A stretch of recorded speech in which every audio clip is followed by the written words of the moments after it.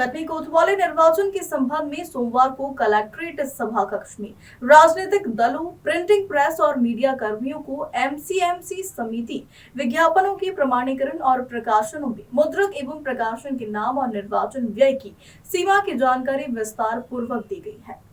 बैठक में अपर कलेक्टर एवं उप जिला निर्वाचन अधिकारी साधना परस्ते, संयुक्त कलेक्टर संस्कृति शर्मा, डिप्टी कलेक्टर द्वय प्रमोद चतुर्वेदी और विवेक गुप्ता की मौजूदगी में मास्टर ट्रेनर अनिल बारी द्वारा पावर पॉइंट प्रेजेंटेशन के माध्यम से विभिन्न विषयों की जानकारी दी गई है। इस दौरान कहा गया है कि लोकसभा निर्वाचन में कोई भी अभ्यर्थी अधिकतम 95 लाख रुपए तक खर्च कर सकता है।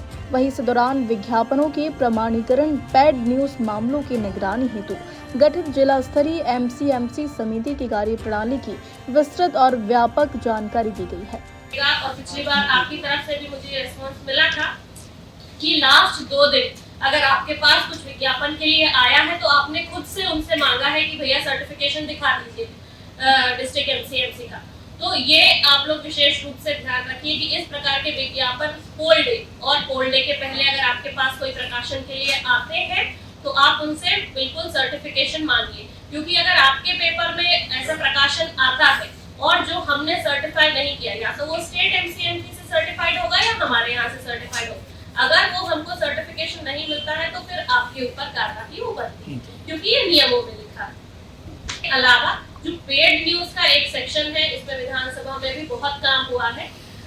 पेड न्यूज हम कैसे मानते हैं? जनरली यहाँ पे सारे जो मुख्यतः प्रकाशित न्यूज़पेपर्स होते हैं वो हम मंगाते हैं और उनपे सारी जो पॉलिटिकल न्यूज रहती है उनको पढ़ा जाता है। अब हम जर्नलिज्म में क्या एक्सपेक्ट करते हैं कि आप बैलेंस्ड रिपोर्टिंग करेंगे। बैलेंस्ड रिपोर्टिंग, एक सही रिपोर्टिंग आपका काम, लेकिन वही न्यूज एज इट इज हमको 4 पेपर में छपी हुई मिलती है।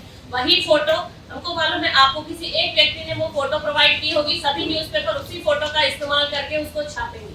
हमको जब शब्द भी एज इट इज सभी पेपर्स में कॉमन मिलते हैं तो पता चलता है कि ये किसी एक व्यक्ति ने लिखकर ही सबको प्रोवाइड की है, और बहुत क्लियरली ये भी समझ आ जाता है कि ये किसी चीज को प्रमोट करने का ही प्रयास कर रही है या किसी व्यक्तिगत रूप से किसी को गिराने का प्रयास कर रही है। तो वो हम उसको संदिग्ध पेड न्यूज मानते हुए आरओ एआरओ के माध्यम से आपको नोटिस जारी कराते हैं। कटनी से राजेश केवट की रिपोर्ट।